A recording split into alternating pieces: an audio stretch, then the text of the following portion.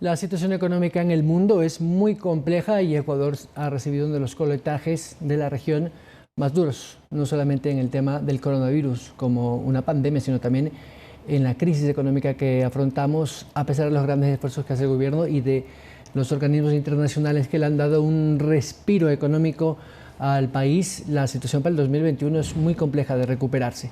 Pero ¿cuáles son esas posibilidades y sobre todo qué podríamos esperar con estos acuerdos comerciales, por ejemplo, que son una de las posibilidades para una corta pero sostenible recuperación económica? Es los temas que vamos a tratar ahora con nuestro siguiente invitado, el economista Napoleón Santamaría. Muy buenos días, gracias por conectarse hasta ahora con nosotros. Saludos, un fuerte abrazo y un querido y reconocido abrazo a todos los queridos televidentes. Economista, esta situación que hemos vivido es atípica y creo que no estará registrado en la historia porque la situación ha sido extremadamente crítica en lo económico. Primero está los desembolsos de los organismos internacionales que algo han aliviado, pero efectivamente es más deuda. Lo que se intenta y lo que se debería buscar es una reactivación económica del aparato productivo en general. Pero estas restricciones que nos da la pandemia, y lo hemos visto en otros países, no permite una pronta recuperación económica, por lo menos paulatina. ¿Qué perspectivas económicas podríamos tener con este escenario para el 2021? Es excelente su pregunta porque, a ver, yo creo que abondemos por el lado fiscal. ¿Y por qué por el lado fiscal? Porque algo que usted dice es importante. Este país vive gracias a la contribución tributaria de sus ciudadanos.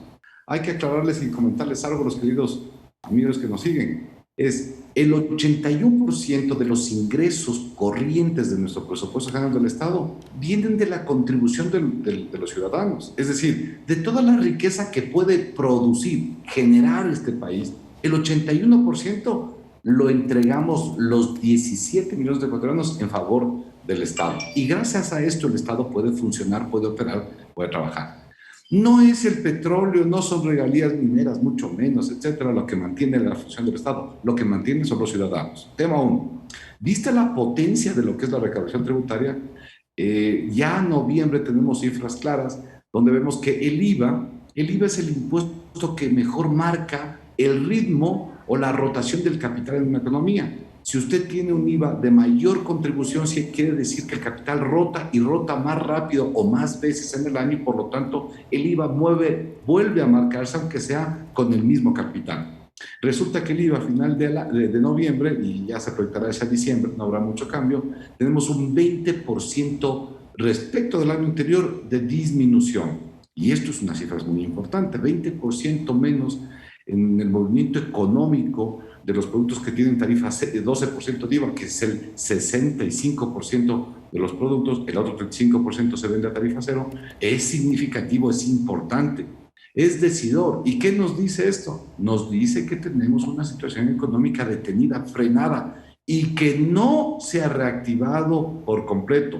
Un 20% dentro del margen de economía es una cifra muy importante para ser considerada. Por lo tanto, ¿qué nos puede pasar en 2021? Que esta cifra tiene que irse revertiendo poco a poco, pero no esperemos que eso suceda en el primer mes del año. Esto es un proceso de que vayamos poco a poco reactivando nuestra economía y volvamos a tener esta contribución. Y lo mismo pasa con los otros indicadores económicos, donde el impuesto a la renta, por ejemplo, va a quedarse caído en el 10%, sin considerar los impuestitos que tuvimos del anticipo del impuesto a la renta del año 2021 al 20, etcétera, donde realmente sería el 14%. Resumen, el país va a tener cerca de 2.350 millones menos de recaudación fiscal este 2020. Y el 2021 también va a empezar la economía sosa, detenida y vaga, por lo que hay que hacer es ¿qué hacer para el 2021? No utilizar los recursos ni públicos ni privados, es decir, de las familias ecuatorianas en el gasto suntuario, en el gasto inútil, en el gasto que no se vincula a un aparato productivo, a un encadenamiento productivo. Sin embargo, el gobierno ha hecho grandes esfuerzos por reducir la masa salarial y reducir el tamaño del Estado, por lo menos en lo que tiene que ver a la administración central. Pero no hay dónde más recortar, digo yo, de los estudios y análisis que se ha visto. El grueso está básicamente en personal de primera línea, por usarlo de alguna manera. médicos, personal sanitario, educación, maestros, Fuerzas Armadas y Policía, seguridad, que digamos es casi el 70% del gasto corriente del gobierno central. Sin embargo, el resto de instituciones que conforman el Estado, llámese los gobiernos autónomos o entidades autónomas, independientes, digámoslo así, no hacen un gran esfuerzo, tal vez, para hacer una reingeniería de gastos, porque más ingresos, la situación, como usted lo ha dicho, no será posible por lo menos el primer trimestre del 2021. Pero habrá que ajustar más casa adentro. ¿Dónde más se puede apretar las tuercas?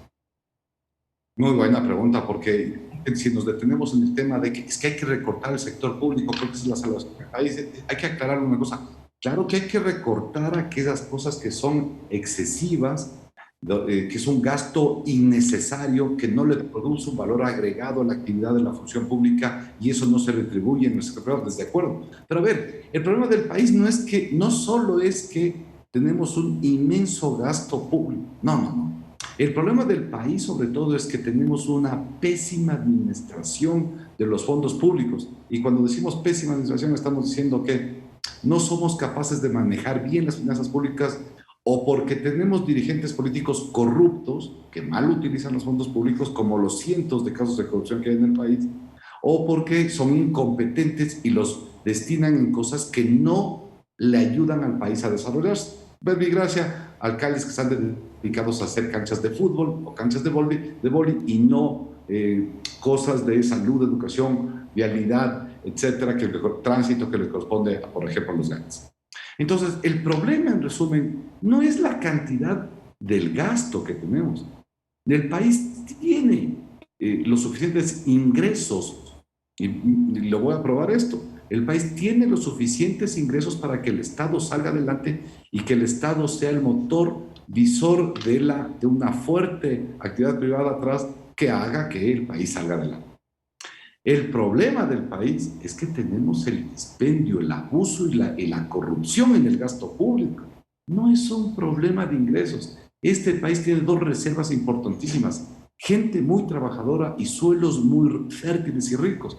Con eso tenemos asegurado la cosa de generar ingresos y los hemos generado. El problema es que tenemos una paupérrima clase política y administradora que malgasta, disipa los fondos públicos. ¿Cómo? ¿Por qué decimos que tenemos los suficientes ingresos? Y este es un tema de números, lo que hablábamos. Al 1 de enero, en 20 días, tendremos 2.300 menos de recaudación, 1.300 menos de regalías petroleras, los 2.000 millones de no monetización, ahí tenemos 6.000 millones de hueco, más los 3.500 millones de déficit fiscal que hemos tenido los últimos 3-4 años. Estamos hablando de que en 20 días el país arranca con un presupuesto general del Estado de menos 9.000 millones de dólares. Y entonces el hueco que antes era de 3.500 ahora es un hueco mucho más importante. ¿Y cómo cerramos el hueco? Bueno, ¿qué es lo que está pasando en el país? Insisto, por eso que no tenemos un problema de ingresos. Primero, tenemos un tema de evasión fiscal, es decir, actos ilegítimos, ilegales, que merman el recaudo nacional y por lo tanto las finanzas públicas de 7.000 millones de dólares.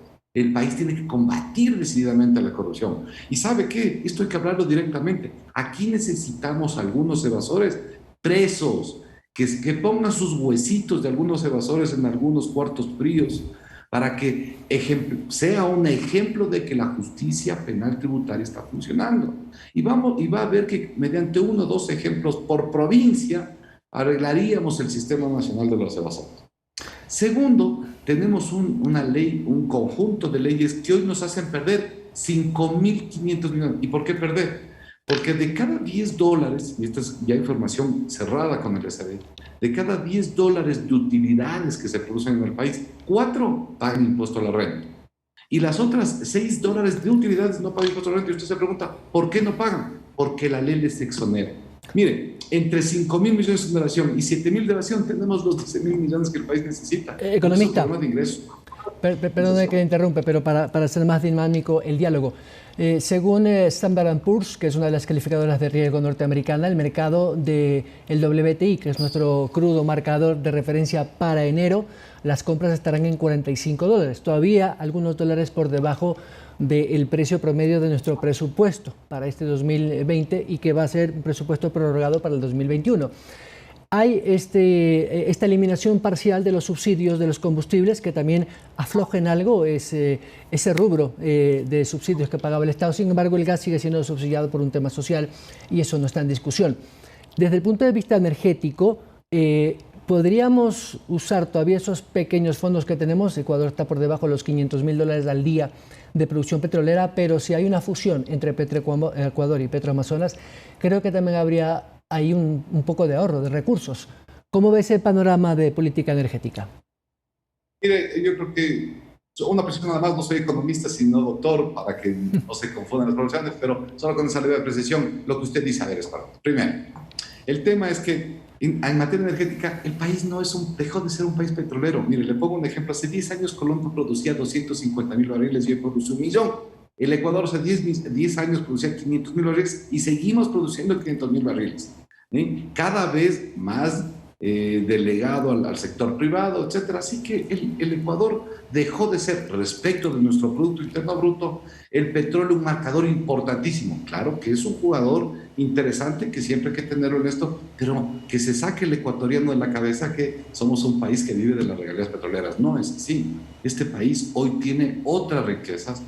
Hoy nos hemos convertido en la cesta de los más importantes de América Latina. Tenemos el mejor camarón, la mejor rosa, etc.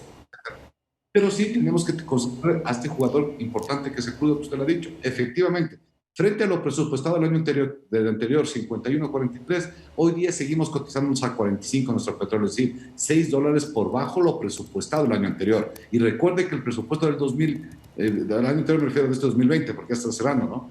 Recuerde que el presupuesto del 2020 se prorroga para el 2021, es el mismo, por lo tanto tendremos que respetar esa misma operación. Ojo, legisladores, cuando aprueben un presupuesto previo a elecciones presidenciales, no sean tan irresponsables como son. Este es un mensaje también de que no le compliquen al país. Pero como bien se menciona, sí se ha liberado el tema de los subsidios a los combustibles. Esto hay que decirnos, que el Estado me subsidie a mí los combustibles no tiene sentido. Y esto fue una medida que fue correcta y que tiene que completarse en lo absoluto.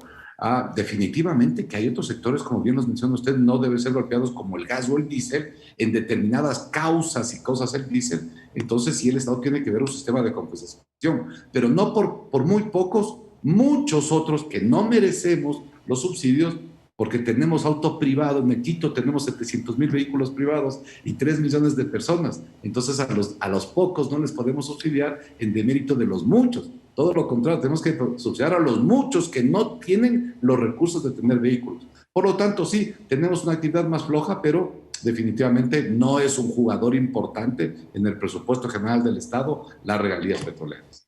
Gracias al doctor Napoleón Santamaría, analista económico, sobre este panorama de la economía para el 2021. Muchas gracias, doctor. Vamos a la pausa, 7:32, perdón. Al regresar estará con nosotros la doctora Abarca, Jimena Abarca. Ella es secretaria de Salud del Distrito Metropolitano. Y es que Quito continúa con un crecimiento, como denominan los técnicos, en una curva sostenida. Sin embargo, no hay una saturación de los hospitales. Con ella conversaremos cuál es la situación actual del sistema sanitario y la capacidad pública de los hospitales, tanto municipales, en este caso los centros municipales, como del Servicio Público de Salud. Regresamos.